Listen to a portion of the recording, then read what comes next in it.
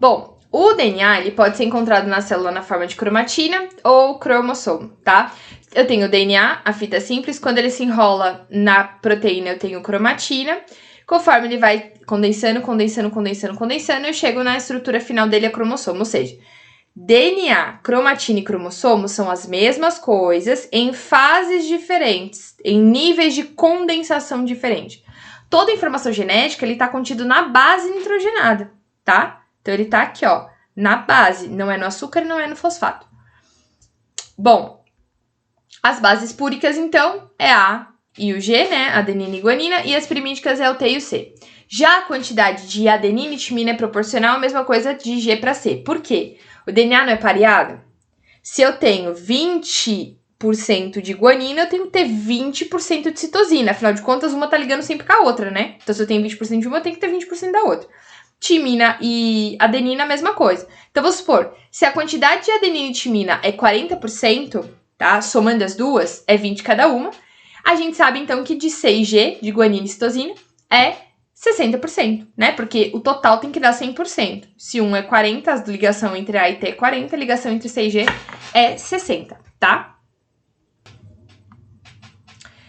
A estrutura do DNA é uma estrutura em alfa-hélice, tá? Então, eu tenho a união por meio de pontos de hidrogênio, que eu já tinha mostrado para vocês.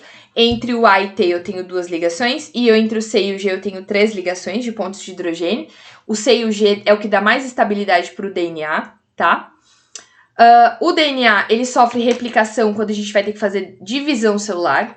Então, o que acontece? A enzima responsável pela duplicação é uma enzima chamada DNA polimerase, tá? Durante a replicação, as duas fitas, elas têm que abrir, tá? As duas fitas se abrem. E quem faz esse processo é uma outra proteína, uma outra enzima chamada DNA helicase. Ela meio que desmembra, ela desenrola o DNA. Ela abre, aí a polimerase se liga e começa a sintetizar uma nova fita de DNA, tá vendo? Então, eu tenho a fita original e a fita nova. Fita original e a fita nova, dos dois lados. Quando termina o processo, a fita vai ficar uma fita original ligada a uma fita nova e uma fita original ligada a uma fita nova, tá? Elas não vão se dissociar para unir as duas novas das duas antigas, não. Ela fica uma nova com uma antiga e uma nova com uma antiga, tá? Isso é chamado de replicação semiconservativa. Conserva uma antiga e tem uma nova, tá? Dos dois lados. Esse processo ocorre na fase S da intérfase, vocês devem lembrar, ou não, né? Da divisão celular. Antes da divisão celular, eu tenho uma fase de intérfase, que é teoricamente o descanso da célula, que eu tenho G1, S, G2, e é na fase S que ocorre a duplicação na mitose, tá? O RNA, a gente tem alguns tipos, tá? São estruturas semelhantes ao DNA, exceto pela troca da timina pela uracila. Além disso, ele é formado por apenas uma fita. E no RNA, eu tenho o RNA mensageiro. Quem que é o RNA mensageiro? Ele copia a informação do DNA. Ele copia a informação em trincas, que a gente chama de códons, códigos, tá? Cada 3 códigos, cada 3 bases, eu tenho um aminoácido lá na formação das proteínas, tá? Como é que ele copia? Ele não copia assim, o T vira T, o C vira C, o G vira G. Não, ele copia de forma complementar, tá? Então, olha a fita do DNA aqui. O DNA eu tenho o T, certo? Quem que pareia com o T? O A. Então, a primeira base da fita do RNA vai ser o A. Então, é uma cópia complementar, não uma cópia idêntica.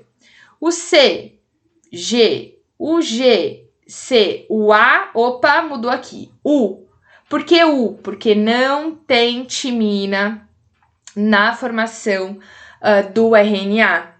E o código, na hora da leitura, na hora de passar o código no ribossomo para ler a informação, ele também lê o U e não o T, tá? Então, isso já é programado anteriormente. Bom, o RNA transportador, então eu peguei esse RNA mensageiro, fiz a cópia, levei para fora do núcleo e fui para o citoplasma. Eu vou passar ele dentro do ribossomo e vou começar a ler. Quem que vai começar a trazer os aminoácidos para formar a minha proteína? É o RNA transportador. Então, ele transporta os aminoácidos que vão formar as proteínas a serem produzidas.